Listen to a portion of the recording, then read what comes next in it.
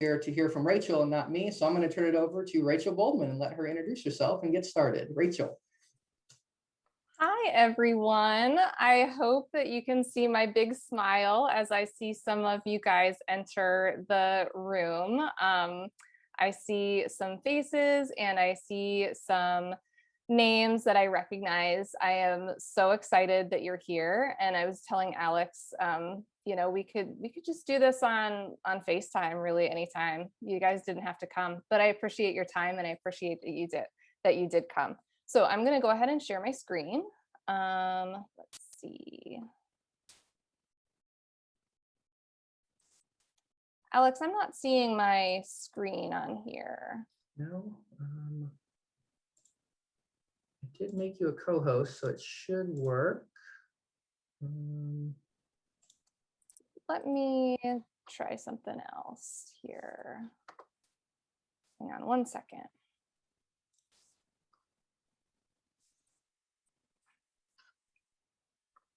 This happened to me a little bit earlier.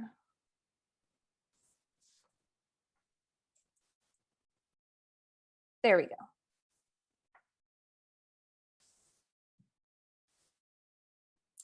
All right, so you should be able to see my screen now. Again, welcome everyone. Good evening, Hatters, fellow Hatters. Again, my name is Rachel Boldman, for those who don't know me. I am a double Hatter. I graduated with my BA in Communication Studies and minor in music in 2004. I saw Megan from class of 2004, good to see you. And I graduated with my Master of Science in Clinical Mental Health Counseling in 2010. I've worked at Stetson twice so far, once in admissions and then in student counseling services, where I was the director up until 2017. I'm currently the director of Crisis Intervention and Prevention Services and the Title IX coordinator at McHenry County College in Crystal Lake, Illinois. I work with a very diverse student population, helping them navigate a lot of uncertainties, not the least of which is COVID for sure. I'm actually the point of contact for all student COVID cases. So I created the systems and the policies that guide our screening, reporting, contact tracing, all of those processes. And I, along with my assistant, contact trace every case that needs contact tracing and reach out to every student we know of who is impacted by COVID to provide resources. I work very, very closely with our county health department as the college's liaison to that health department. So basically, I have been kind of in the thick of this since the beginning. And I am so excited to talk about this with you guys tonight. There's a lot I want to cover, so we'll go ahead and get started. Also want to mention that we found out today the CDC has just announced that fully vaccinated people in most circumstances do not need to wear a mask, depending on individual immune systems and doctor recommendations and things like that.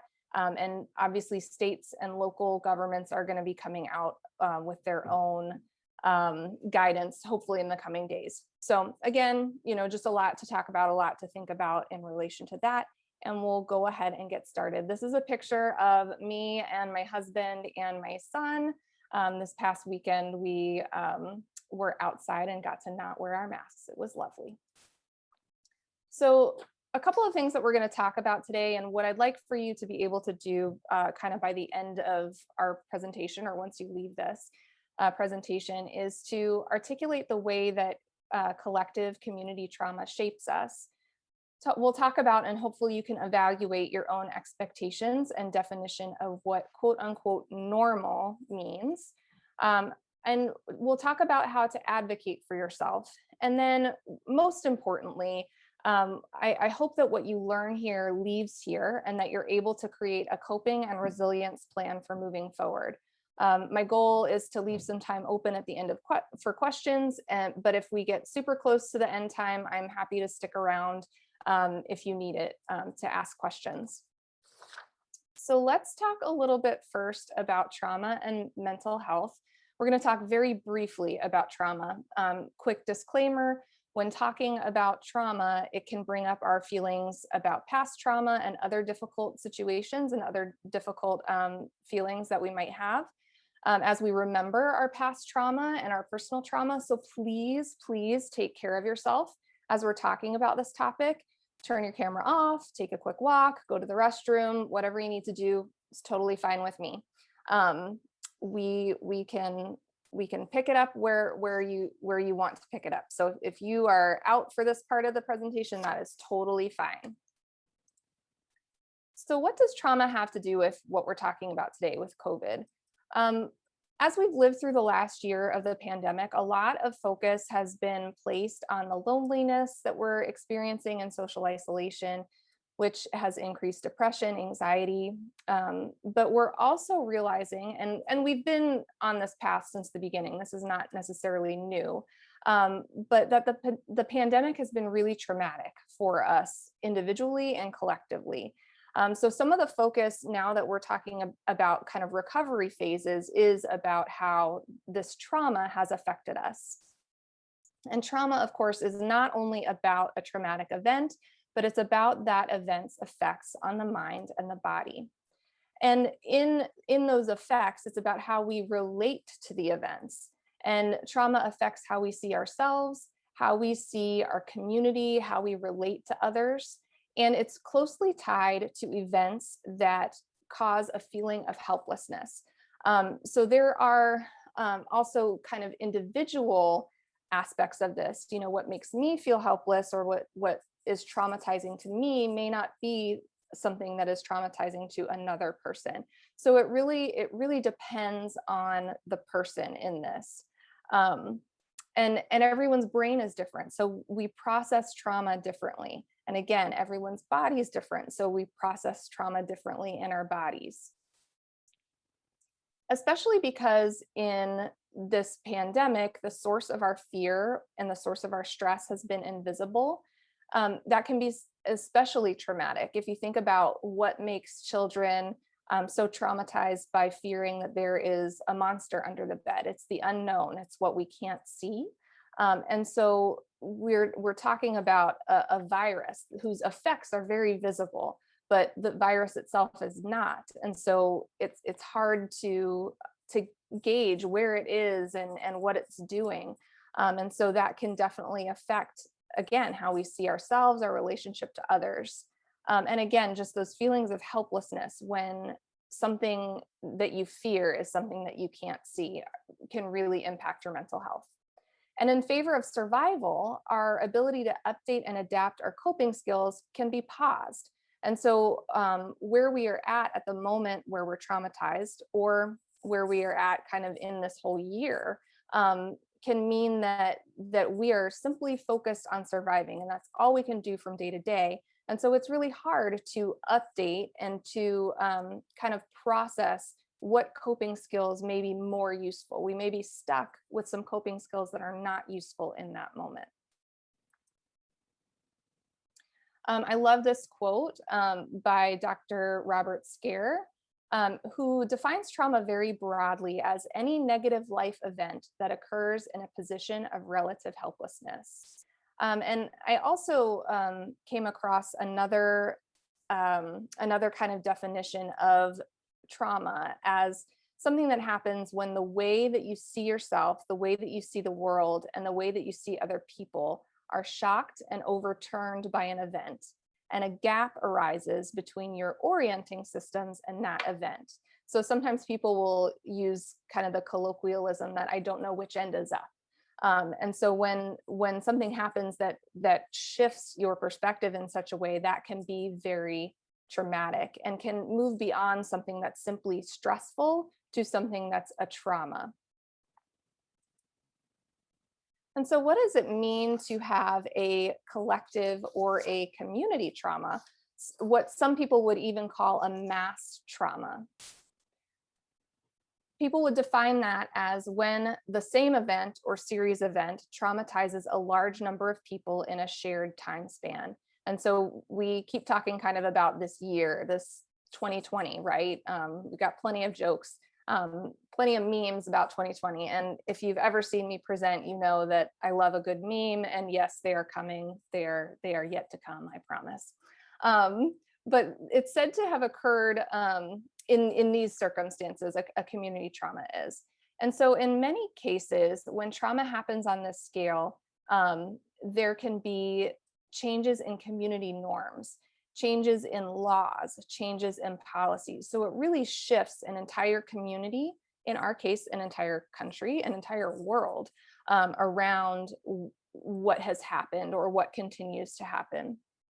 And so I can kind of liken this to 9/11, using 9/11 as an example, and how laws and norms have changed. Because of increased security in airports, many of us now make sure to wear slip-on shoes and pants that don't require a belt in the airport. And we get very irritated when the people in front of us have shoes with laces and pants with belts. It's just kind of, a shift in the way that things have happened in societal norms. And those societal norms have been shaped and shifted by different laws and regulations that have changed. Our normal coping skills in this sort of situation are taxed partly because of frequent re-traumatization and vicarious or secondary trauma. 9/11, kind of going back to 9/11 again, is another example of re-traumatization or secondary traumatization because of frequent media coverage. And so frequent media coverage in the COVID era is extremely relevant because that's all we see on TV anymore. I think in my area in particular, it's gotten a little bit more varied, but every time something new comes out, a new mandate or a new update, it's all we see. And that can be re-traumatizing and can kind of secondarily traumatize someone if they haven't already experienced that trauma.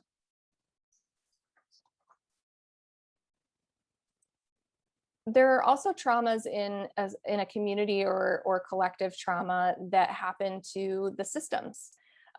If you think about how COVID has impacted the unemployment rate, when one person is unemployed, it may be a really traumatic experience for that one person.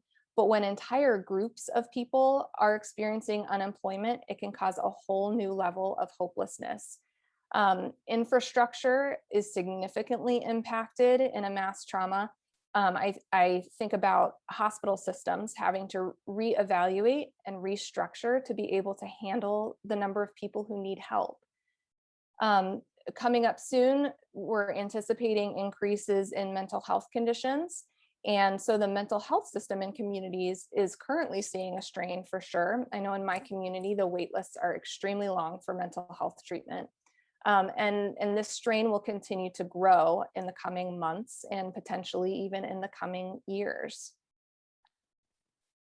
And lastly, as trauma affects your personal outlook and kind of the lens that you look through to see the world, it affects the lens in relationship to how you see your community and how you see people around you. In some ways, COVID has really highlighted a lot of the inequities in our society. And so there are ways that we're looking at things now that we didn't before. And in some cases, that's really positive because we are able to see and address and even remediate some of those effects, hopefully. But in some cases, it can really negatively impact also how we see others based on their differing views and opinions. And that wasn't lastly, this is lastly. Ever the optimist, I would be remiss if I didn't mention the unique opportunity presented by this type of trauma. We've all experienced this event together. In relationship to a challenge, experiencing this together can also be a strength.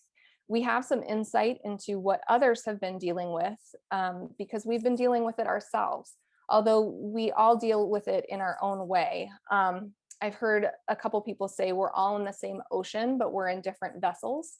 If someone's on a stand-up paddleboard, someone else is in a big yacht. But there are some things that we have in common in this, and that can be a strength. I think so. And so what in the world is normal? think about March to May 2020 versus between March and May right now, right? There's been a lot of talk about entering into a quote unquote new normal. And what does that even mean? I think that there's a personal definition of that. For me, March to May 2020, what I saw as the new normal looked very different from what I now see as a potential quote unquote new normal. And I don't really like that phrase, so we'll talk about that in a little bit too. But definitely that's kind of the rhetoric around what's going on. There's a new normal. Last year, around this time, I was committed to kind of writing out what we thought would be just a few weeks of quarantine, just a couple weeks of lockdown. I'm an introvert. This sounds great. I can stay in my house because I didn't feel comfortable at that point wearing a mask. It was something that I wasn't used to. I just wasn't okay with it. I knew it was necessary if I needed to go out, but I thought it's just going to be a couple weeks. I can order stuff. That's okay. Well, of course, now a year in, that's not really realistic. I've had to update my system, my processing about the events, and I've had to get used to wearing a mask, and I have. I was actually at the store the other day and realized that I don't think twice anymore about seeing another person in a mask. Whereas last year, around this time, when we were just starting mask mandates and that sort of stuff, it did still seem pretty strange. So, how we define quote unquote new normal can change over time. It's hard to keep treating something as new, though, when there's a new pretty much every day. And again, with this update from the CDC, there's another new. And although it may seem like we've got a genie who's going poof, all of a sudden things are going to go back to how they were before 2020, 2019 or 2018. So even though we can say yesterday we all had to wear masks, but today certain people don't, we can't necessarily expect our systems to update that quickly. It doesn't quite work like that. We can't necessarily expect to feel completely comfortable after having spent a whole year and more in such different conditions.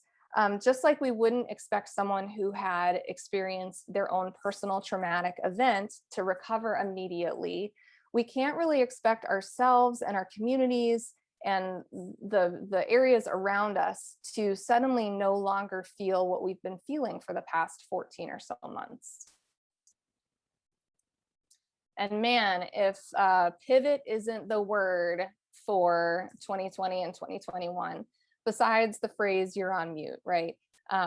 We're going to have to keep pivoting, and that's okay. The easing of restrictions is really going to require us to continue pivoting around different mitigation strategies, newfound freedom, and it's just going to have to be a continuous flexibility and adaptation to change as we move forward.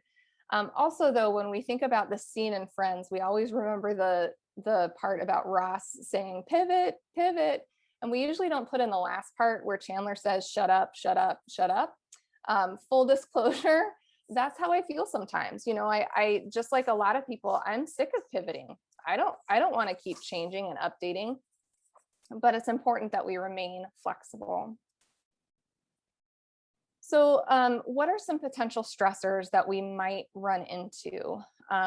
This is huge news about potentially masks and physical distancing no longer being necessary for fully vaccinated people. But Alex and I were just chatting about this before you guys came in, that how do we know someone's vaccinated? Are we now requiring that people disclose that?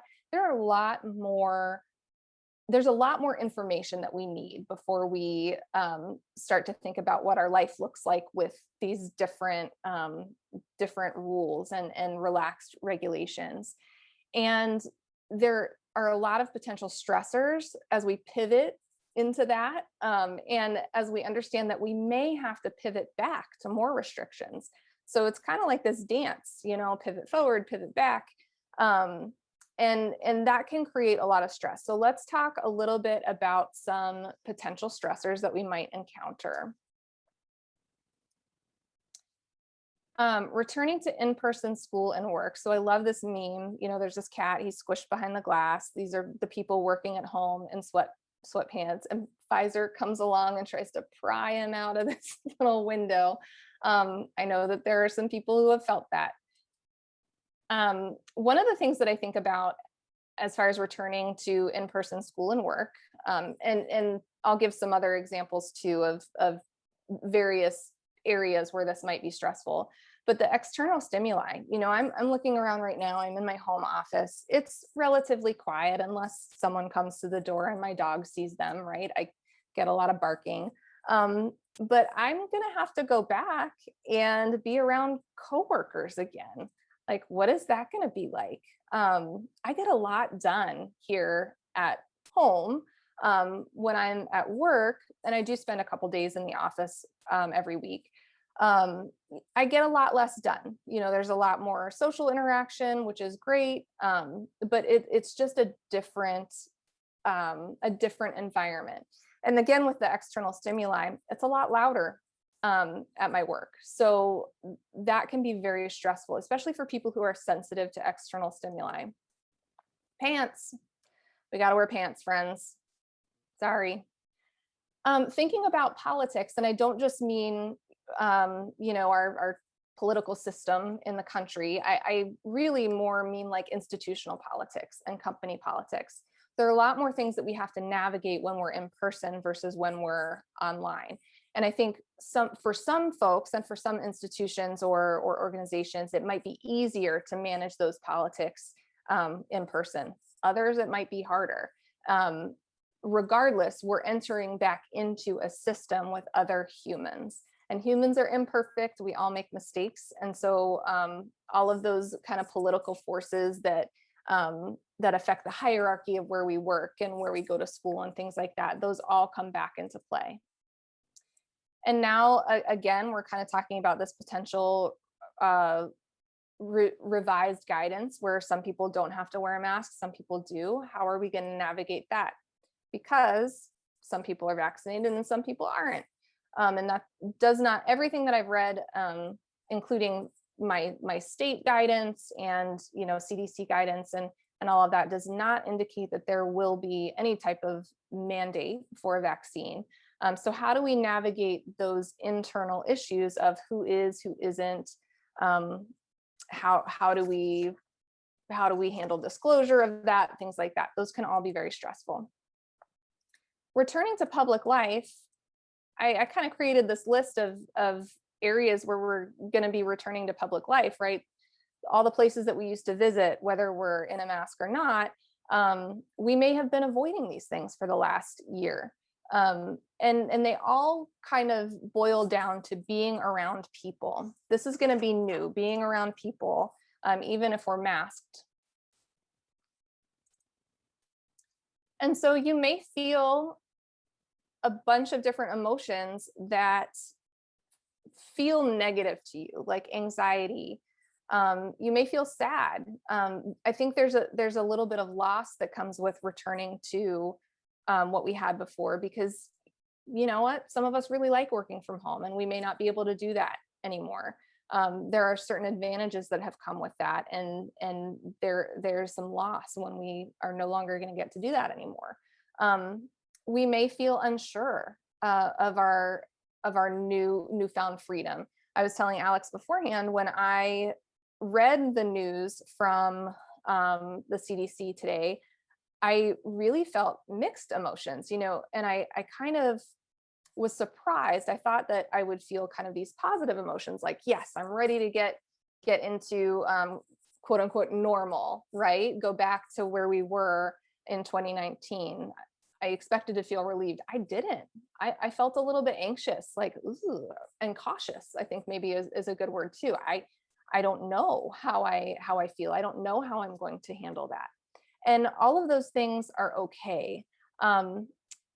the feelings, any of the feelings that you feel about this might catch you by surprise because you think you should be over it and the pandemic should no longer affect you, right? We've been at this for 14 months now or so. But because we're in this situation that's ever evolving, it's really hard to simply move on like it never happened. It's not one event, it's become our everyday life. And the trauma we've all been experiencing, like we said before, it's changed that personal lens, the way that we view the world, the way that we view ourselves. And so we've adjusted around that, we've pivoted around that. So if you got into a comfortable routine, which I'm sure a lot of us did, it would be healthy to have done that.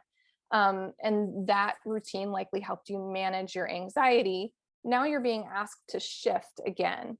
And sometimes that feels like shifting sand underneath our feet. We don't feel ready. We feel unstable when that starts to shift. These feelings could change based on the day, based on the context, based on the people you're around. I might feel ready to be around my small group of friends without masks and in person, but I may not feel ready to go back to the grocery store without a mask. There are definitely different ways that we might be feeling based on the day or the hour. The now normal. So I told you I don't really like the new normal. I like saying anything is the quote unquote now normal. That's kind of my alternative. And interestingly, this is kind of the graphic from the White House about this new CDC guidance. I had someone I was following on Instagram suggest that they change it to be that the line fully vaccinated people be bigger than can stop wearing masks, so that we're clear on the communication in our expectations. And we'll talk a little bit about expectations in a second, because we have to adjust our expectations. I don't know that we'll ever go back entirely to the way things were in 2019. It feels like we're starting to return there. But what if we're not? I think it's important to evaluate your expectations and to think, what do I expect out of something that looks normal? There are no right or wrong answers to that. It's just about your expectations. And then also with those expectations, think about what can you take with you into the future? What has this pandemic given you? For me, it at certain points has helped me slow down and evaluate my values, my wants, my needs. And what of that can we take with us? Our expectations don't have to go back to the way things were in 2019. And in some cases, maybe they shouldn't. Even mask wearing. I was talking to one of my friends who's one of the public health nurses at the health department. And she said, during flu season, even if we go back to no one having to wear masks, even if in flu season, maybe I want to wear a mask, maybe that's something that I will keep from this. And so evaluating what you can keep helps you to be flexible in whatever is now, whatever is the normal at this moment. And then always remember to root your now normal in reality. It's really helpful to understand your personal risk. I'm talking a lot about this CDC update, but there are people who are not going to be able to go without masks because of their risk, even if they're vaccinated. So understanding your personal risk by talking to your professionals, your doctor, your specialists, and those sorts of people is really, really important. And I think very helpful in framing how you view normal and how you view what is now normal in reality, in light of your personal circumstances, not just what's being handed down from the CDC. And I wonder, are there areas where we can push ourselves a little bit and take small challenges? Can we acknowledge that there is an area that we are maybe holding back a little bit because it's uncomfortable, but our risk is relatively low? And so maybe we can take a step towards something that feels a little bit more quote unquote normal, or more like we were before the pandemic. The now normal gives room for continued change and flexibility and those little challenges. So when we're in this now normal and something changes again, we can acknowledge and move forward rather than having to kind of rebuild our whole framework around a change. But of course, we bring our trauma with us. And that's something that I think is probably the most important part of what we're talking about. Is that trauma lives in our brains, it lives in our bodies. And it, like I said before, we can't just poof, go back to the way things were before we knew that this virus existed. There can be triggers in your environment. You know, trauma acts like baggage that's kind of with us everywhere that we go. And so you may find that certain scenes, certain people, certain events act as triggers that produce a reaction in you. And that reaction could be anxiety, it could be feelings of depression, or it could take the form of irritation or impatience. Honestly, it could be really anything, could be anger. You may not even notice what the trigger is, but if you are paying attention, and maybe a good way to do this might be to journal or to jot down in your phone on a given day how you're feeling. So start paying attention to your reactions, and you may figure out what those triggers are linked to. And those reactions could be acute, they could be sudden, or they could be prolonged. You know, it doesn't have to be one way or another, but acute reactions may take you by surprise a little bit. Trauma can take time to resolve. So especially a trauma like this that's been prolonged over the course of months, you may not feel forward progress in how you're responding to triggers and to trauma. I would say if you're not experiencing some sort of forward progress in how you're responding, you should seek out some mental health resources that we'll talk about in a little bit. Mental health resources are fantastic for anyone, and I would recommend counseling for literally anyone. But some people may want to seek those resources quicker than others. So just some quick tips about kind of working through some of the trauma as we are heading into the now normal. Visualization is one. I think it might be helpful to visualize the situation that you're about to encounter and visualize the last time you did that thing, that action, that event. Say it's going to an indoor event and not wearing a mask. Take some deep breaths, visualize yourself successfully participating, and continue to take deep breaths when you get into that situation in real life. And remind yourself that you've done it before, whatever this action is, and you'll get to do it successfully again. And if you can't do it at that moment, that's fine. Maybe you can take a small step towards that in some way. I mentioned deep breathing. Deep breathing is great, breathing deep into your belly and slowly. It can help calm your nervous system down to send signals all over your body that tell your body we're safe, we're okay, this isn't a threat.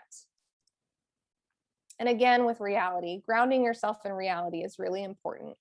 Analyzing your personal risk in these situations is helpful, and trying to be mindful of the moment rather than having the anxiety of the future or the regret of the past. If you Google grounding exercises, you can find some really great ones to work through difficult moments, and I'd suggest that to anyone on this Zoom. Grounding exercises can be really, really helpful. You can also Google visualization and deep breathing and get some other great kind of practical tips. One particular grounding exercise or one particular breathing exercise or visualization is not going to work for every single person. So you might have to try a couple and see how they go, and then you can kind of plan moving forward from there. And I'd like to talk a little bit about resilience too. Jessica McIntyre, who's another alum, she gave a really good presentation last year about fostering resiliency, and it was really, really insightful. So I'm not going to kind of belabor this point. And a lot of us have probably heard about resilience. So please, for a more in-depth look at resilience, definitely check that out on YouTube on the Stetson Development and Alumni channel. She gave some really fantastic advice. Resilience is the bounce back factor. It's when we face disappointment, when we face loss, when we face heartbreak and trauma, we bounce back from that, so to speak. We come back, and we come back stronger than before. And I can say that that's possible. It is definitely possible to come back stronger than before. Sometimes you don't, sometimes you just come back.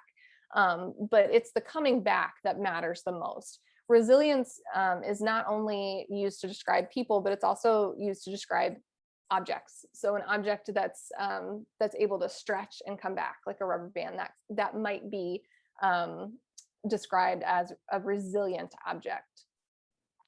Resilience isn't something that we're born with. It can be practiced, it can be learned, and it can be strengthened. And some categories where you can work on resilience, and again, I'm not going to go into super lot of detail on this, but just maybe some ideas in these categories are to work on social engagement, even virtually. Virtual social engagement also counts. We actually found in my community, our county mental health board, we do surveys of providers who get money through grants in our community. And we do surveys and found that folks' social engagement actually has increased over COVID. That's a self-report too, that they feel more socially connected in certain situations. And we think that might be that we've legitimized and we have improved even social engagement virtually.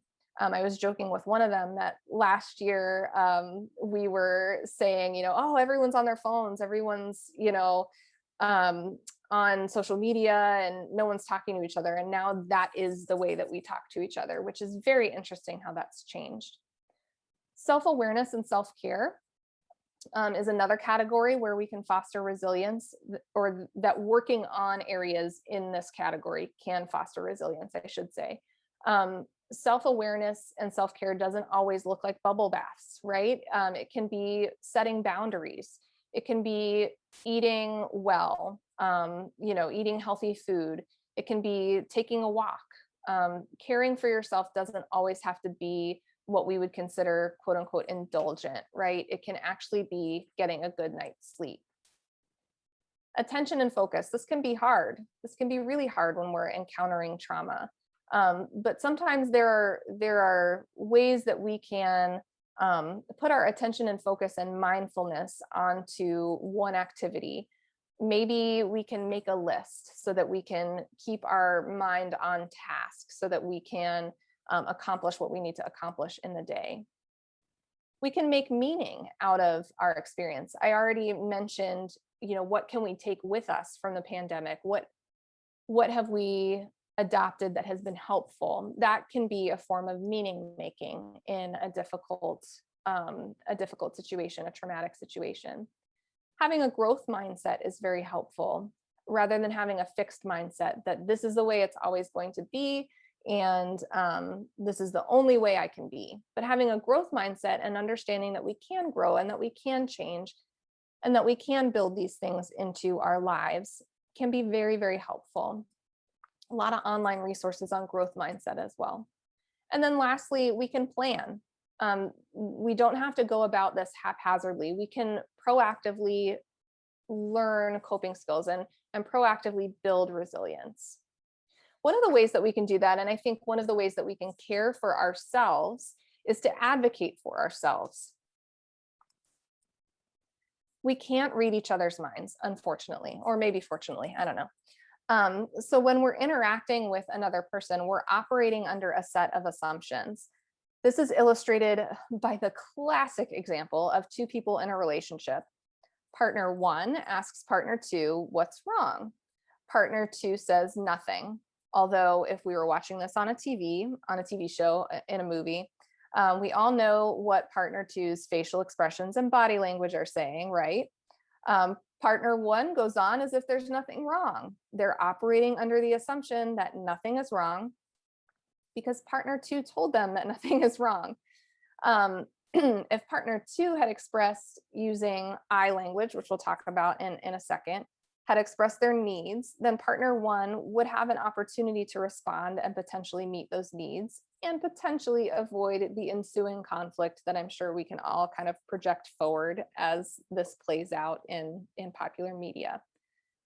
And when you open up and you talk about how you're feeling about the pandemic, about what's normal now, what's today's now normal, and when you advocate for your needs, you're giving others the opportunity to care for you and give you what you need. And again, I really think that this is a form of self-care. One way to advocate for yourself is in difficult conversations. And I think that we're going to encounter some of these difficult conversations. And these are conversations that we can prepare for. These are two potential situations that I thought of where maybe you're ready to move on or you're not ready to move on, and the people that you're with are feeling like, yes, let's plan this gathering, or you're ready to move on without masks and you have a friend that's hesitant. It's kind of these mixed opinions that may get us into difficult conversations and difficult situations. Maybe this is a situation where you could push yourself a little bit, where you could extend a little bit farther out of your comfort zone, perhaps, but maybe not. But you may need to advocate for yourself and talk about how you feel, which can be very, very difficult. And I like to use I language for this. A lot of people who know me know that I'm a big fan of I language.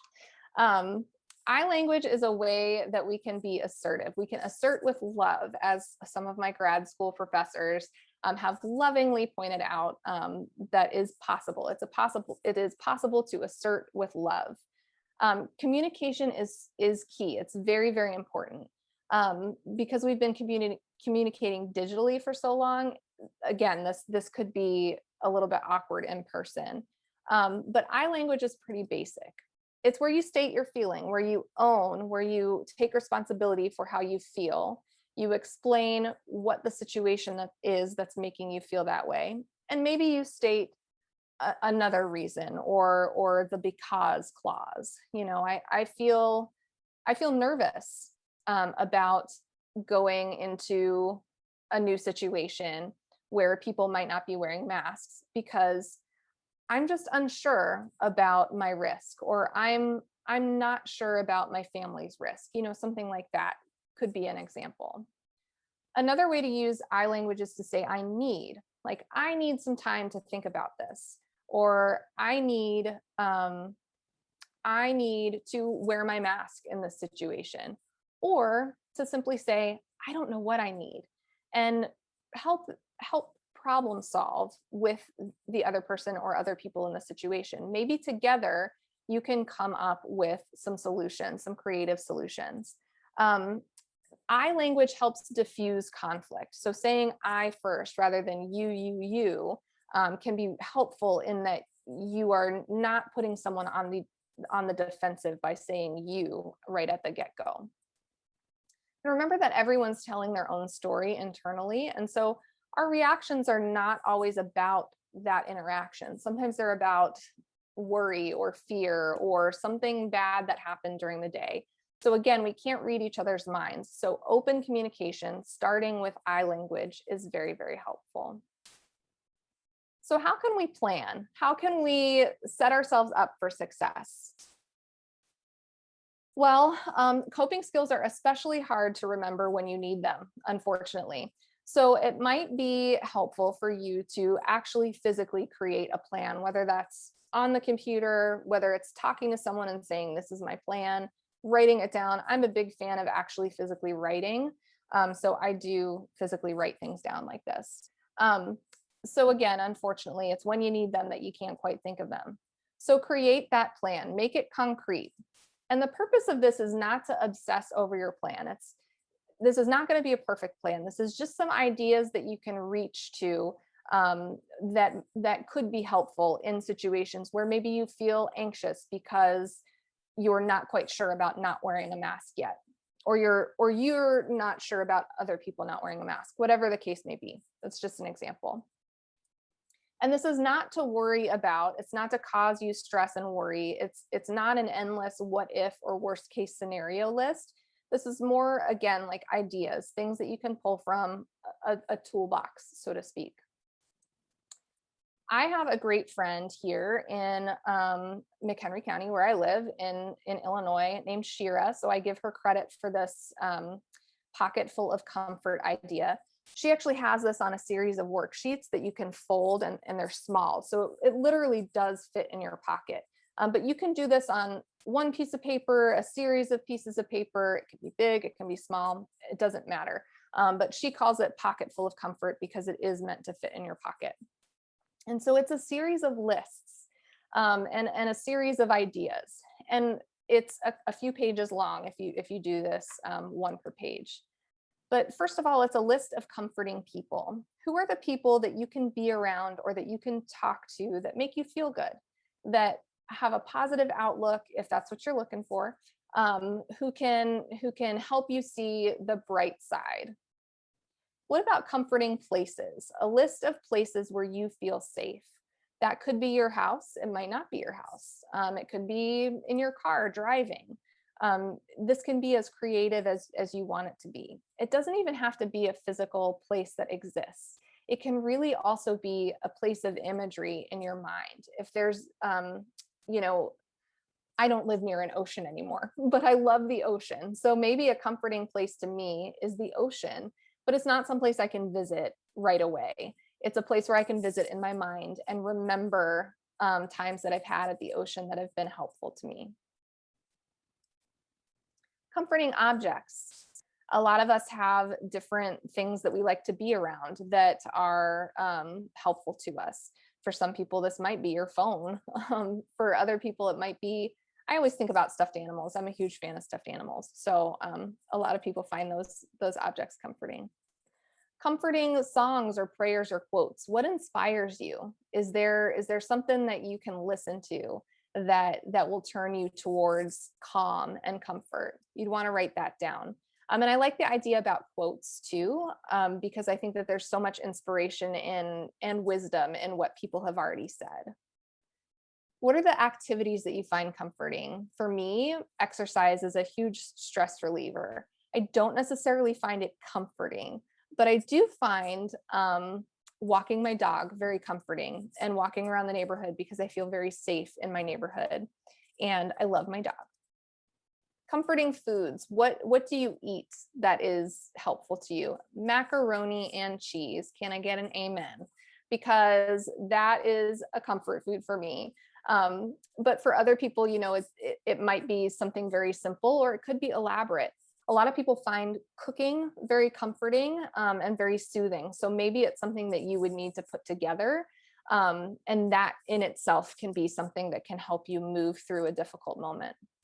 And then comforting thoughts. These could be similar to the songs or prayers or quotes, but it could be something different. It could be something that you can think of, that it's something that you've thought or you've said that comes from you that can, again, help you get through those difficult moments. I put this together for a group of faculty at my institution based on those categories where we can build resilience. I made this little worksheet for them and asked them to fill it out. And you do not have to do this in this format, but just thinking about those categories of self-care and self-awareness, attention and focus, social engagement, meaning and purpose, and growth mindset. What are the areas where you can work on those things while you're feeling relatively calm before you would have to use them? Or in the case of resilience, the ways that you can build these areas in your life on an everyday basis. What are some challenges that you can come up with that will help you find meaning in a situation, for example? Those are things that you can write down and you can plan. And I would say that any plan that you make, you should share, because that helps us be accountable to those plans and those things that we want to accomplish. And also it helps us find a partner, and it helps us practice sharing and practice communicating our needs. So I would say find someone to share your plans with. And then lastly, find community resources and have them handy. So don't just look at them and say, oh yeah, I know that's there. Go ahead and create a list that you can put somewhere that you know that you will find it. And here's where mental health resources come in handy. Great organization, NAMI, National Alliance on Mental Illness. You can find them at nami.org. They take a really great educational approach to mental health and mental health awareness. They have support groups for people with mental health concerns and their loved ones. So sometimes it's hard for us when we have mental health concerns. It's hard for our loved ones to understand those concerns. And so NAMI takes that educational approach and kind of a wraparound approach and has classes and support groups for folks and their families. You can find your local NAMI on that website, and they're usually located, there's usually like one per county. Look at local counseling practices. Figure out who your insurance covers if that's something that's important to you.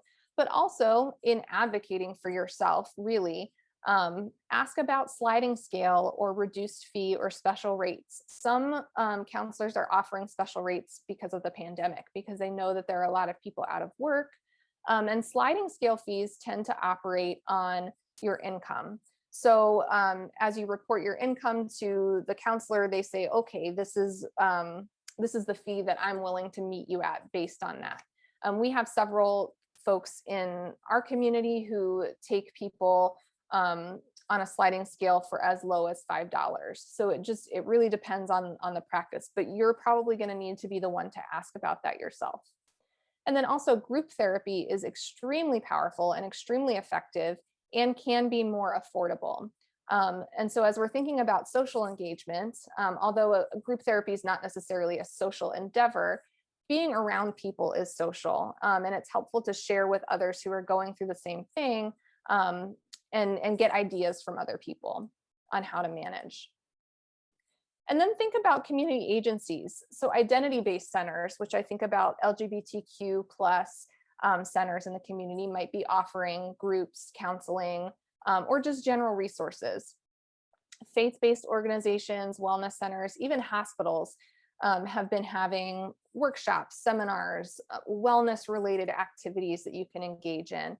And all of those activities can fit somewhere into that resilience plan and into those categories that build resilience, and can also maybe even translate into that pocket full of comfort.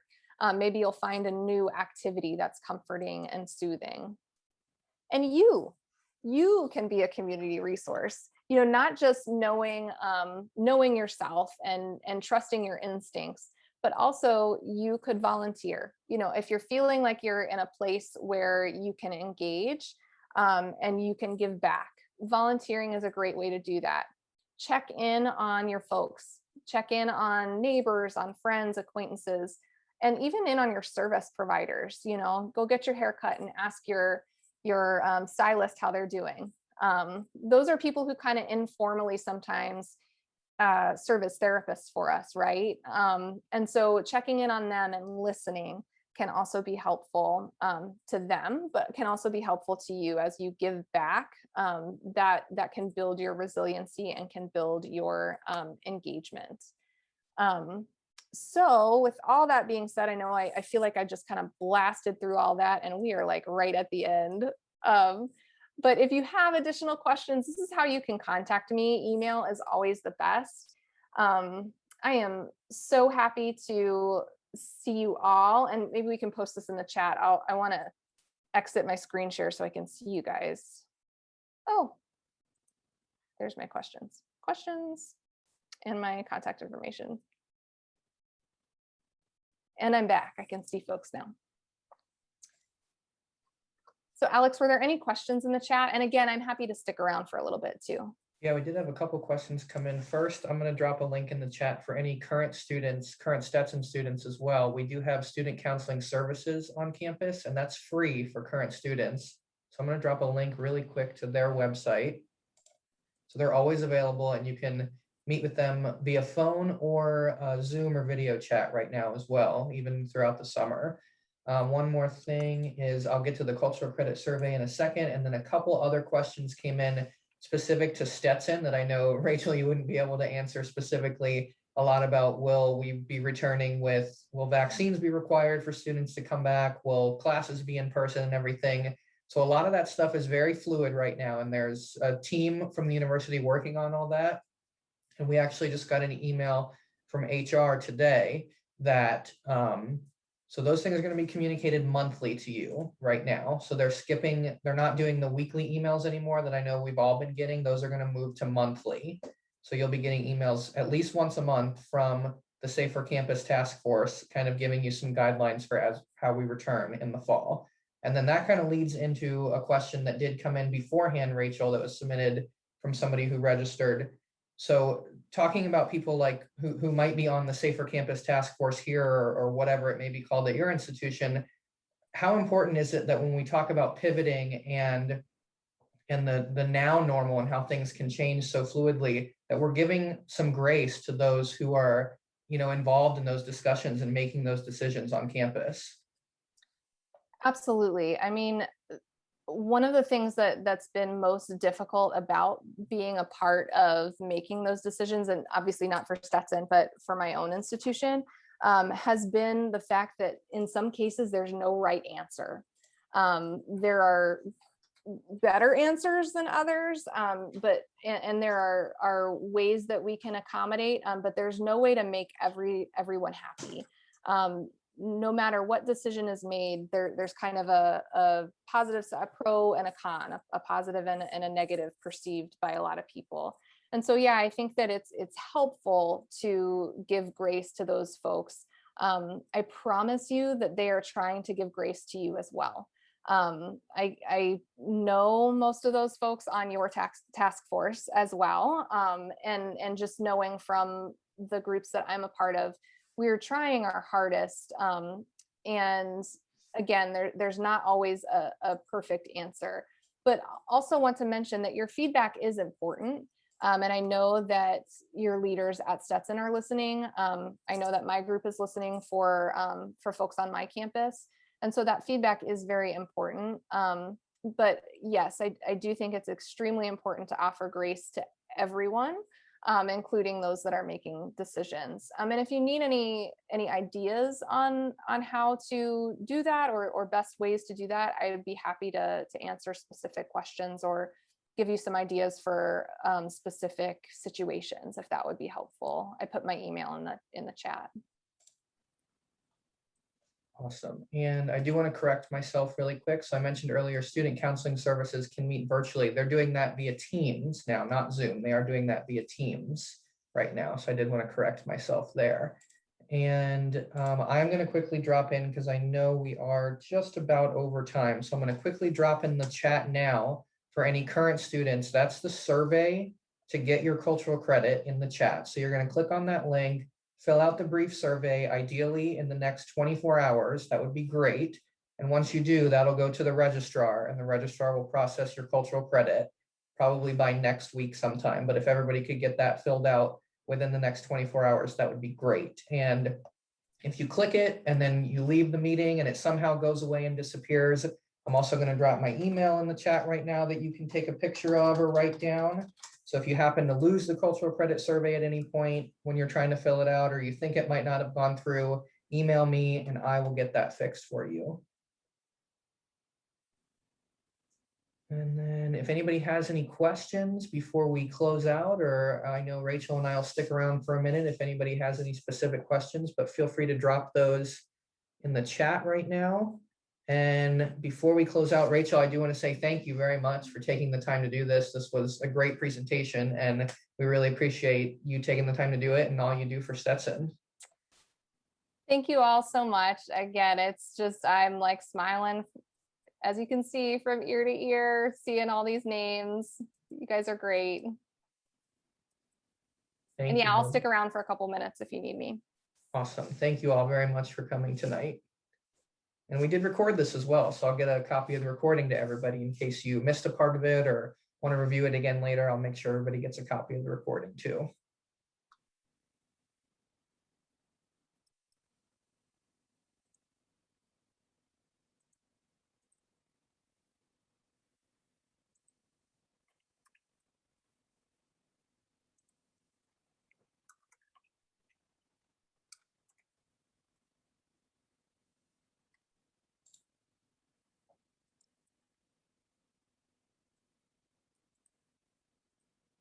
And if anybody that did stick around wanted to ask a question, you can feel free to unmute yourself if you'd like and turn on your camera if you did Yeah. have a question here at the end.